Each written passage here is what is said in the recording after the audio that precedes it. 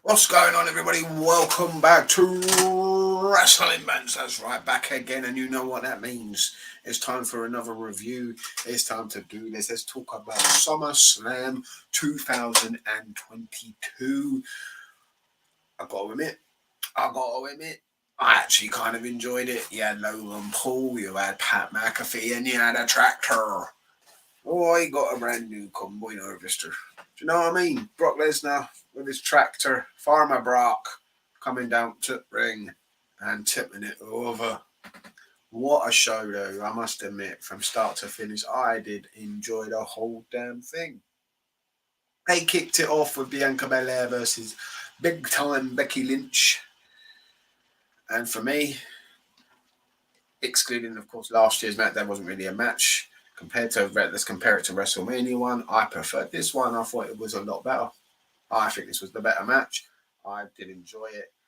Where they go here with Becky Lynch, who knows? But as soon as Bianca gets the win, the music hits and she has returned. Bayley is back and she's not alone. You can tell Triple H is running things now because here comes Dakota Kai at last. Dakota Kai on the main roster. Can't wait to see what she's got in store. I like this little faction she's got going here with Bayley. And to add to that, you add in Io Shirai, the Princess of the Sky. I can't believe it. I cannot believe it. These three are here and they are ready to take over. They get in the ring, they go face to face with the champ. Bayley's looking good, looking great. Same for Dakota Kai, same for Io Shirai. Who knows what's going to happen next? Becky Lynch teams up with Bianca, stare down. The heels powder, they walk away, saving it for another day. Will we see them at Clash of the Castle? Who knows? I hope so. I will be there. But decent opening match, I must admit. The girls bought it for 15 minutes. A great opener. Maybe not the best opener SummerSlam has ever had, but a very, very good one. And it's up there. Definitely up there with one of the best. Really enjoyed it. Good opener. Both women proving why they are two of the best female athletes out there today. For me, though, Bianca Belair, personality-wise, charisma-wise, is just flat and boring. So far, her title reign has been great. And where she goes from here with Bayley, who knows? Bayley could help her. Bayley could make her even better. The next match, though, I really enjoyed it, and I was impressed how serious Logan Paul is taking this wrestling thing. Really impressed with how well he is, how good he is in the ring, how he's worked and developed and got better, taking this shit seriously, and I appreciate that. I appreciate him. I appreciate this match with the Miz. Miz is very talented. You got to admit, he's been doing this for a long time now. Why Ciampa's with him, I'm not too sure. I don't think that fits. AJ comes out, takes Ciampa out of the match. Logan Paul with that frog splash through the table. God damn. God damn. And I like the way they finished it. A good match. Logan Paul getting the win. The 1-2-3. The win over the Miz. I can't wait to see more of Logan Paul. He came to the ring with boos. He left with cheers. He was over with the crowd by the end of the match. And rightfully so. Rightfully so. Bobby Lashley squashed Austin Theory, or Theory as we're calling him. It wasn't the greatest match. 4 minutes, done. Bobby Lashley not getting paid by the hour. Mysterio's and Judgment Day. I've seen enough of this. I saw it on Raw and we're seeing it again here. It was a no-holds-barred match and you knew what was coming. You knew who was coming back. The video packages leading up to this on Raw was a big giveaway. Who was coming back at this match? Who was going to cost Finn Balor or the Judgment Day, who's been an awful faction ever since they turned on Edge. I was hoping, I was kind of praying it was going to be a swerve and Edge was going to join back with the Judgment Day. But no. I enjoyed Edge's entrance, but where they go from here, who knows? Are we getting Edge versus Finn Balor at Clash at the Castle? I won't say no to that, I will admit, but who knows where they're going with this one. Edge looks good, But I prefer the Edge with the Judgment Day than I do to Edge. I'm sorry, I don't like babyface Edge. Heel Edge is far, far more entertaining. Another guy that stole the show tonight, along with Logan Paul, two guys who are just not, like, haven't been trained in this for very long, haven't been doing this for very long, come from the outside, shall we say, in Pat McAfee, like Logan Paul. These two are stealing the show. Like, his match with Happy Corbin was outstanding. Best match Happy Corbin's ever had, in my opinion. Pat McAfee is very, very entertaining, charismatic, and I enjoy everything he does. You can't deny it. He is infectious. And this match, while not technically a technical masterclass you're going to see from like a Daniel Bryanson or a Bryan Danielson. I've got the names mixed up there. Daniel Bryanson, Bryan Danielson.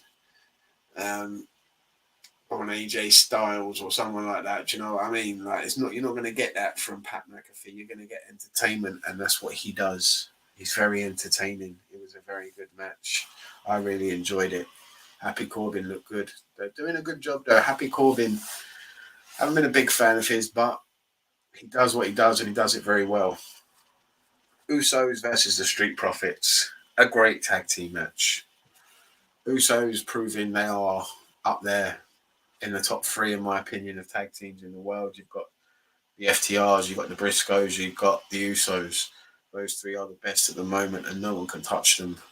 But I thought the Street Profits brought it tonight. They looked really, really good. I thought at moments we were going to see the Street Profits get the victory, but the 1, 2, 3 never came. But I must say the guest referee was phenomenal tonight. Double J, Jeff, JARRE, double T, double J, Jeff Jarrett.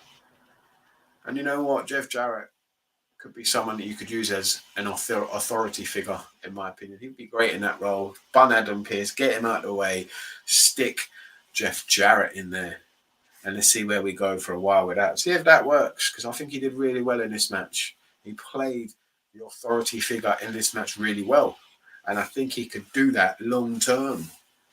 Why not? Why not? We've tried everything else. Why not try Jarrett? One of the worst matches of this show for me, probably the worst match, was the Women's Championship match between Liv Morgan and Ronda Rousey. But I did like how they finished it. I thought the finish was really, really good, really clever. And it turns Ronda Rousey. Ronda Rousey had the armbar in, but she had her shoulders down. Liv Morgan got the 1-2, but then she started tapping out. Ref didn't see it. He counted 3, counted Ronda's shoulders down. Ronda just switches Ken Shamrock style, just destroys everybody. And I'm looking forward to seeing where they go with this, with Ronda Rousey. I think a heel Ronda Rousey, a Ken Shamrock type Ronda Rousey who just switches when decisions don't go her way is fantastic. The main event was madness, complete and utter madness. Brock Lesnar with a tractor. You just got to go and watch it. It was brilliant. You just couldn't take your eyes off it. It was like a car crash where you just can't look away. The last ever match between Roman Reigns and Brock Lesnar, they were saying, but I wouldn't hold them against that. I mean, they probably will go back to it at some point, unless Brock is done. Roman Reigns, though, moves on again, wins again, by hook or by crook. It wasn't the best match to watch, to be honest with you. It was just madness, pure madness. Paul Heyman got F5 through a fucking table. Brock Lesnar got a tractor and lifted the ring. It was just insane. Austin Theory tried to cash in. He got the shit kicked out of him by Brock Lesnar. Roman Reigns, with the help of the Usos and everything else and all the distractions, finally managed to keep Brock Lesnar down by piling literally everything on the outside on top of him. The announce table, chairs, stairs, you name it, it was on top of Brock. He stood on Brock on top of that, stacked it up. One, got the 10 count, got out of there. Still your tribal chief. Still the head of the table. Still the Universal Heavyweight Champion of the world. Roman Reigns. Acknowledge him. You'll feel a lot better for it. And I can't wait to see Roman Reigns against Drew McIntyre. I will be there and I will acknowledge my tribal chief. And I'll hope to God that he wins that match. I'll be backing him all the way. I'm sure others will as well. In Cardiff, at Clash of the Castle, wrestling match will be there live. You get me? I'll see you all there. Can't wait. September the 3rd. See you then. SummerSlam, no. Knocked it out of the park, as I always do with these big pay-per-views. I did enjoy the look in the stadium. It looks so much better when they do these big pay-per-views, the big four in the big stadiums. And I'm sure Clash of the Castle will look just as awesome. Can't wait. It's been far too long. 30 years in the making. 30 years since we have had a pay-per-view or a big event, whatever they're calling it now. I can't wait. SummerSlam 92 to now. That was the last one we went to. The first show I went to, and the last big show I went to. Of course, I went to WrestleMania in America, but here in the UK, we've had the Raws, we've had the SmackDowns, we've had the European tours over the years, and the silly shows they've had there, and the one night only. But we've had the rebellions, and we've had all of those sort of things, but we've never had a proper one like this before. Can't wait. It's going to be amazing.